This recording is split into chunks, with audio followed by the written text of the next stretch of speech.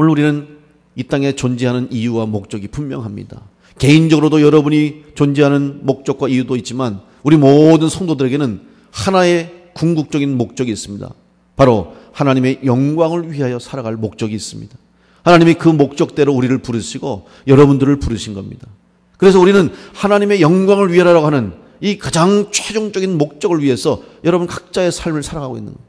그래서 이 목적이 이루어질 수 있도록 여러분이 처한 상황, 환경, 여러분이 하고 있는 일, 직장, 사업, 여러분의 각각 삶의 자리에서 여러분이 최선을 다할 때 결국 그것이 하나님의 영광을 위한 일이 될 수 있다는 것이죠.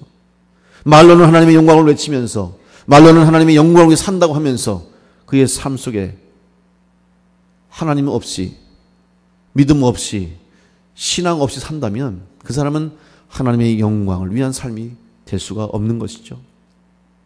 오늘 다시 한번 우리가 종교개혁주의를 맞이하면서 또 우리 기독교, 개신교가 시작이 되는 이러한 중요한 절기를 맞아서 정말 나는 하나님 믿는 신앙이, 기독교인으로서 신앙이 온전한가를 생각하고 내가 온전히 바르게 섬으로 하나님의 영광이 드러나고 또 하나님의 뜻이 이 땅에 이루어질 수 있음을 믿으시면서 다시 한번 여러분 스스로 새롭게 되는 은혜가 있게 되시기를 간절히 축원합니다. 그렇다면 우리가 하나님의 영광을 위하여서 또 하나님 뜻대로 살아갈 수 있는 삶이 되기 위해서 우리는 어떤 신앙을 가져야 될 것인가? 저는 두 가지를 오늘 여러분과 함께 생각해 보려고 합니다.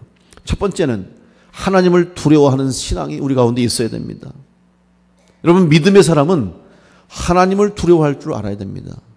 다시 말하면 하나님이 살아계심을 믿는다면 우리는 하나님 앞에 살아가고 있다는 존재라고 하는 것을 기억해야 됩니다. 많은 사람들은 믿음으로 산다고 하면서 하나님을 믿는다고 고백은 하지만 정작 하나님과는 상관없는 삶을 사는 사람들이 너무나 많이 있음을 보게 되는 거예요.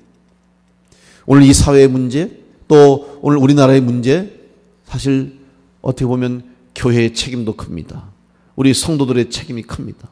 왜냐하면 이 우리나라 곳곳에 특별히 지금 위에서도 마찬가지예요. 이번에 청와대 이 가장 우리나라의 핵심이 되고 권력의 가장 중심이 되는 그곳에서 가장 높은 곳에서 문제가 생겼잖아요. 근데 그 문제가 무엇일까요? 저는 분명히 그곳에서 청와대뿐만 아니라 우리나라 전체 다스리고 이 나라를 지금 이루고 있는 모든 조직과 기관과 부서 모든 곳에 우리 그리스도인들이 있다고 저는 믿습니다. 분명히 있을 거예요. 예수 믿는다고 하면서 하나님 믿는다고 하는 사람들이 분명히 있습니다.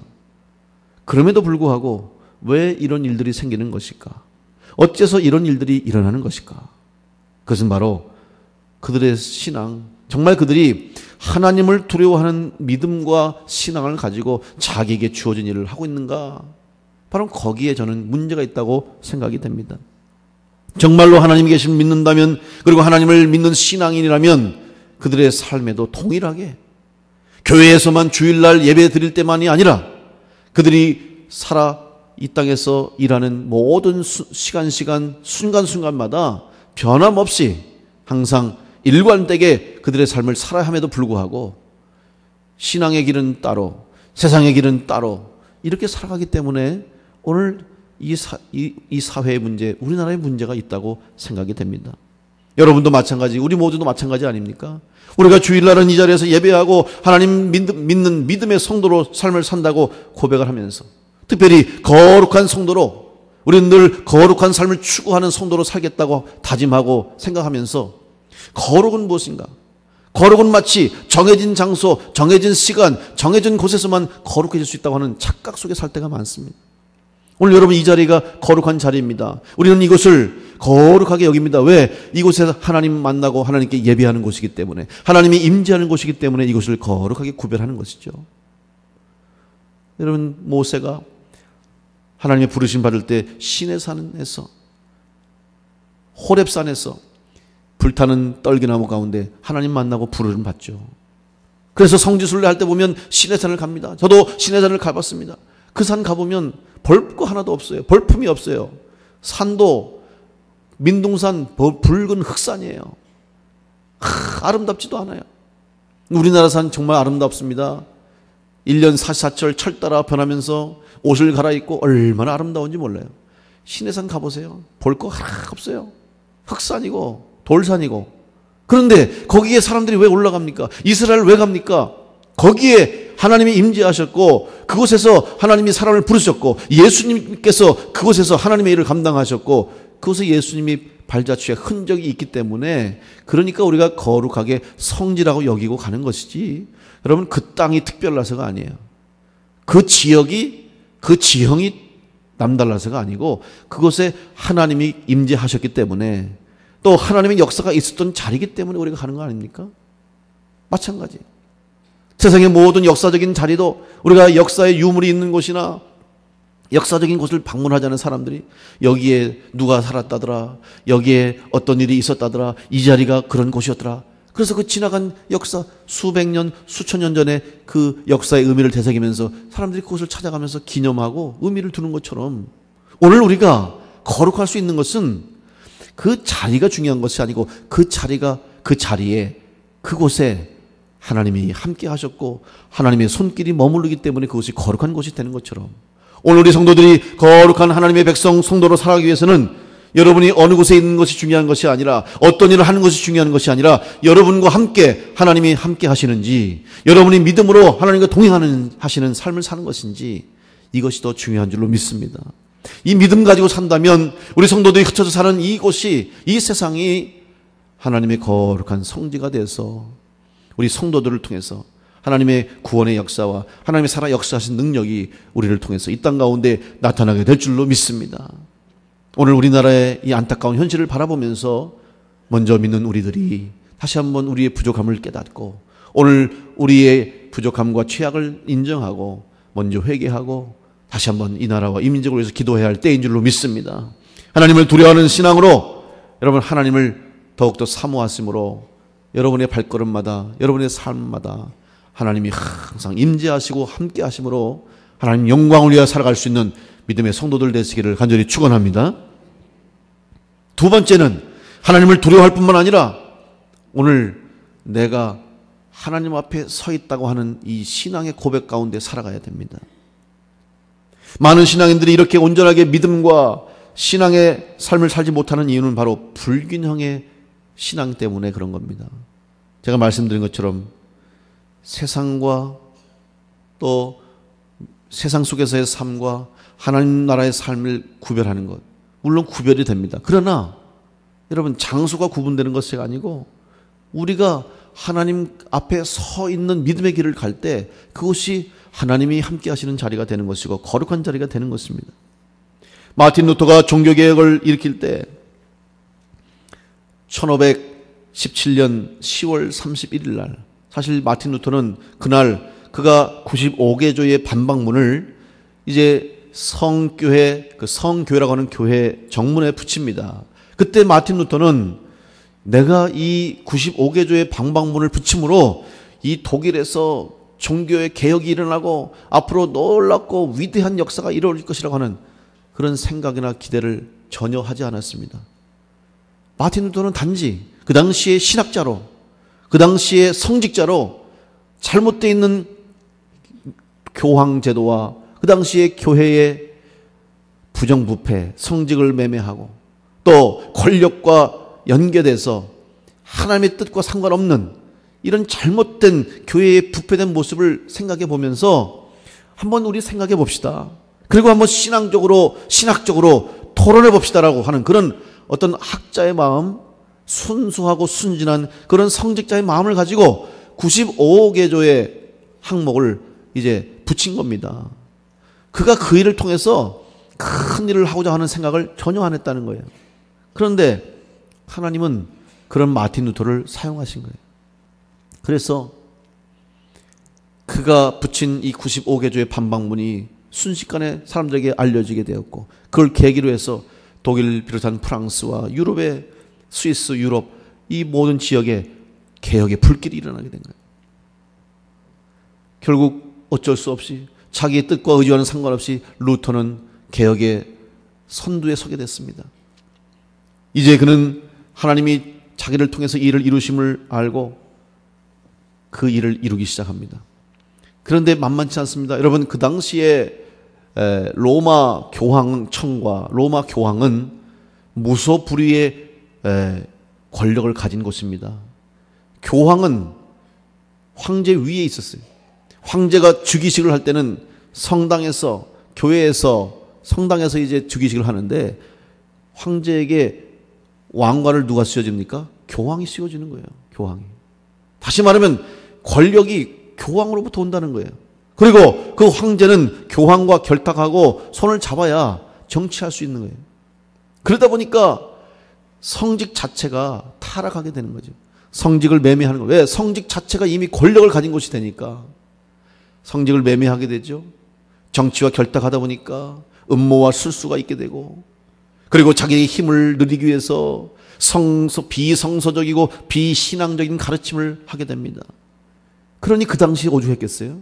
그 당시에 이런 어마어마한 의리의리한 성당을 쳐놓고 사람들에게 말이에요, 예배하게 하면서 누구를 위해 예배하는 거예요?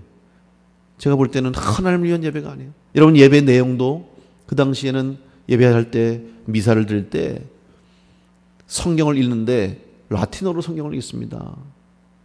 여러분, 라틴어는 학문적인 언어예요.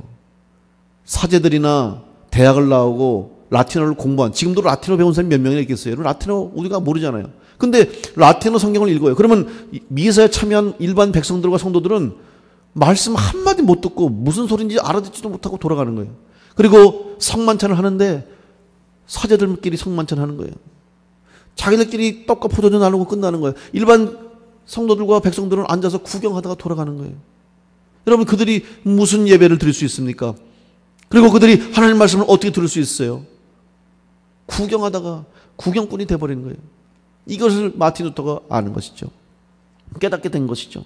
그래서 마틴 루터가 종교개혁을 하면서 사실은 그것도 하나님의 뜻이 있었던 것 같아요.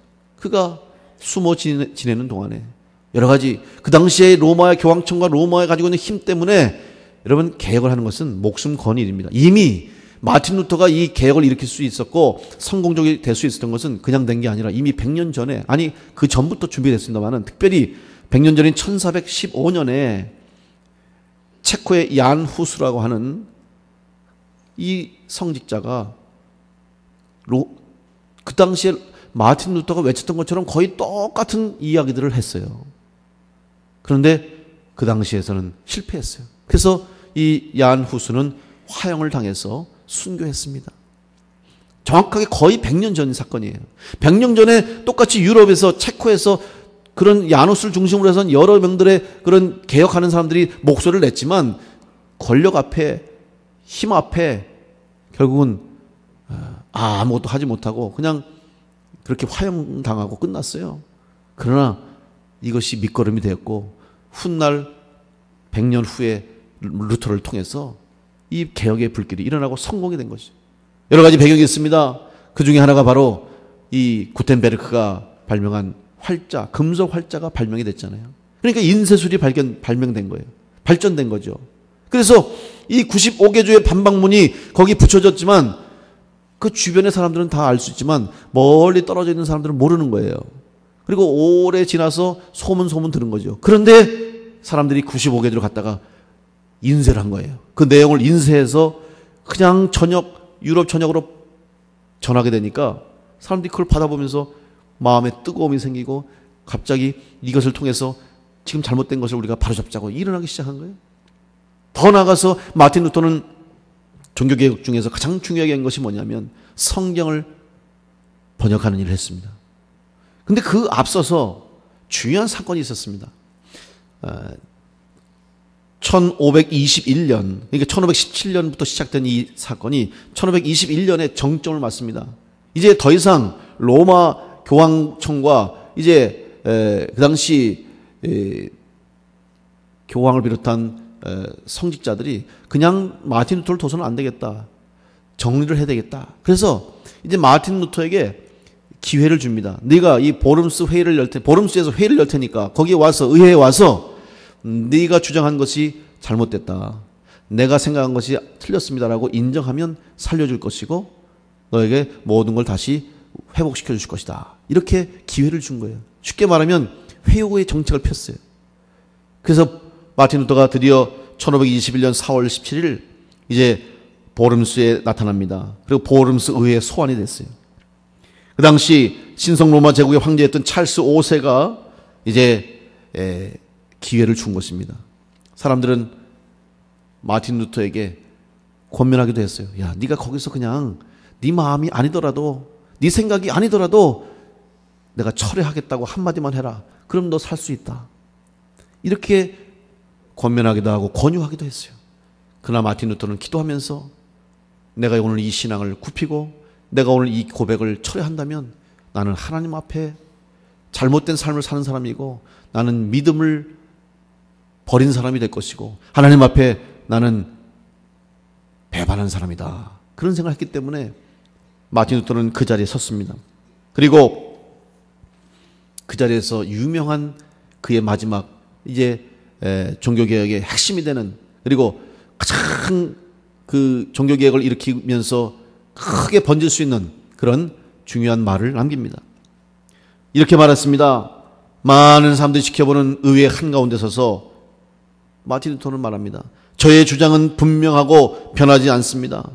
성경에 오류가 없다고 저는 확신하기 때문에 저는 교황과 공회의 부당한 권유를 인정하지 않습니다. 저는 교황과 공회의 오류와 모순을 분명히 알고 있습니다. 저의 주장은 성경에 근거하며 저의 양심은 하나님 말씀에 사로잡혀 있습니다. 저는 제가 주장한 어떤 것도 취소할 수 없으며 앞으로도 취소하지 않을 것입니다. 양심과 달리 행동하는 것은 위험한 짓이며 위선입니다. 저의 주장은 양보할 수 없습니다. 그러면서 마지막 그가 한 말, 제가 여기 서 있습니다. 하나님이여 저를 도와 주옵소서. 아멘. 이 말 한마디 하고 거길 떠났어요. 물론 사전에 이제 그를 돕는 비호 세력들이 여기서 어떤 결과가 있든 간에 절대로 마틴 루터를 체포하지 말 것을 미리 약속을 받아내고 마틴 루터를 도왔던 군사들의 비호를 받으면서 간신히 그 장소를 벗어났습니다. 아니나 다를까요? 벗어나자마자 황제는 말합니다. 마틴 루터는 더 이상 법 안에 있지 않다. 이 말은 무슨 말이냐면 이제 마틴 루터는 죽는다는 거예요. 잡히면 죽는다. 그때부터 마틴 루터는 이 작센이라고 하는 선제후가 보호를 해줘서 그의 추종자를 통해서 이제 그의 성, 그리고 그 바르크 브룩트라고 하는 성으로 피신하게 됩니다. 그리고 거기에서 변장을 하고 성의 꼭대기에 아주 작은 방에 숨어서 이름도 바꾸고 얼굴도 변장한 채로 거기에서 10달 동안의 피신 생활을 하게 되죠. 근데 그곳에서 위대한 일을 하는 것입니다. 거기에서 바로 처음으로 성경을 번역했습니다. 그런데 그 성경을 독일어로 번역했어요. 그 당시에 독일 백성들, 일반인들이 쓰는 독일 언어로 성경을 번역했어요. 그래서 이것이 출판되고 전해지면서 많은 사람들에게 성경을 읽을 수 있도록 했고, 결국 그것이 그들에게 정말 참 믿음과 참 신앙을 갖게 하는 길이었기 때문에 그 일을 하고, 훗날 개혁을 통해서 성만찬도 함께 성도들과 할 수 있도록 그렇게 제도도 개선하면서 개혁을 일으켰다는 거예요. 저도 몇 해 전에 우리 지방에서 종교개혁 성지순례를 다녀왔어요. 그래서 저도 그곳에 가서 마틴 루터가 숨어있던 성에 갔습니다. 바르크 브루트라고 하는 성에 갔어요. 가서 지금도 가면 거기 마틴 루터가 성경을 번역하고 앉아있던 책상이 있고 의자가 있고 잉크병이 있어요. 근데 잉크 조그마한 위에 다락방 같은 방인데 그 벽에 보면 말이죠, 흰 벽인데 거기에 잉크가 쫙 뿌려져 있어요. 그 뭐냐 하면 루터가 거기서 성경을 번역하면서 얼마나 그를 괴롭히는지 성경 번역할 때마다 막 악마가 나타나가지고 그냥 막 성경을 번역 못하게 하고 이 루터를 너무 괴롭히게 하고 두려움에 사로잡히게 하는 거예요. 그때마다 마틴 루터가 예수의 이름으로 물러가라 하면서 이 잉크병을 던졌다는 거예요. 그래서 그 벽에 보면은 그 루터가 던졌던 그 잉크가 묻어가지고 지금도 그 흔적들이 있는 걸 제가 봤어요. 얼마나 힘들고 고통스럽고 괴로운 그 시간을 보내겠냐 이거죠. 그러나 마틴 루터는 항상 그가 고백한 것처럼 주여 내가 여기 서 있습니다. 하나님 나를 도와주옵소서. 그 믿음 가지고 그 신앙 가지고 그 어렵고 힘든 개혁의 이 길을 걸어갔던 것이에요. 여러분 오늘 우리 성도들 이건 마틴 루터 특별한 사람이겠지 위대한 사람이기 때문에 아닙니다. 오늘 여러분이나 저나 다 동일하게 하나님께서 우리를 쓰시는데 여러분 우리가 어떻게 쓰임받습니까? 오늘 우리가 어떻게 하나님의 일을 감당할 수 있습니까? 여러분 어떠한 상황과 형편 속에서도 주여 내가 여기 서 있습니다. 하나님 앞에 서 있습니다. 주님 앞에 서 있습니다. 주님 나를 도와 주옵소서. 이 고백이 오늘 여러분의 고백이 될 때 하나님이 여러분을 붙들어 주시고 여러분을 써 주실 줄로 믿습니다. 그런 성도들이 우리나라에 있을 때 이 땅에 대한민국에 우리 그리스도인들이 바로 이런 마음을 가지고 이런 신앙을 가지고 어느 곳에 있든지 어떤 자리에 있든지 주님 제가 주님 앞에 서 있습니다. 하나님을 두려워하고 하나님 앞에 서 있습니다. 하나님 나를 도와주옵소서. 이 믿음과 고백 가지고 살아간다면 우리나라가 달라질 것이고 이 나라가 새로워졌을 것이고 우리가 사는 삶이 하나님 보시기에 아름다운 삶으로 아름다운 나라로 변화받게 될 줄로 믿습니다. 다른 사람 탓하기 전에 다른 사람 생각하기 전에 먼저 우리 자신부터 나 자신부터 하나님 앞에 바르게 서는 성도가 될 때 하나님이 우리를 불쌍히 여기시고 이 나라 이 민족을 긍휼히 여겨 주실 줄로 믿습니다.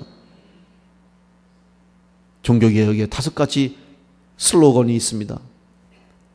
솔라 스크립투라 오직 말씀으로 오직 성경으로 솔라 피데 오직 믿음으로 솔라 그라치아 오직 하나님의 은혜로 솔루스 크리스투스 오직 예수 그리스도로 솔리데오 글로리아 오직 하나님께 영광을 이 5가지 슬로건이 바로 마틴 루터를 비롯한 종교개혁자들의 목표였어요. 그들의 삶의 또 신앙의 가치가 됐다는 사실입니다. 오늘 우리 교회도 역시 개신교 전통 아래 개신교의 시작으로부터 시작된 우리 교회 역시 오늘 종교개혁주를 맞이하면서 오늘 우리도 다시 한번 이 종교개혁의 정신과 전통을 이어감으로 이 혼탁해진 세상 가운데 점점점 믿음을 찾아보기 어려운 이 시대 가운데 하나님 앞에 온전한 믿음을 가진 자로 하나님의 영광을 위해 서 있는 자로 바로 설 수 있도록 하나님을 두려워하며 하나님 앞에 바로 서는 믿음의 성도로 살아가시기를 간절히 축원합니다. 오늘 데살로니가 교회에 주신 이 말씀 속에 보면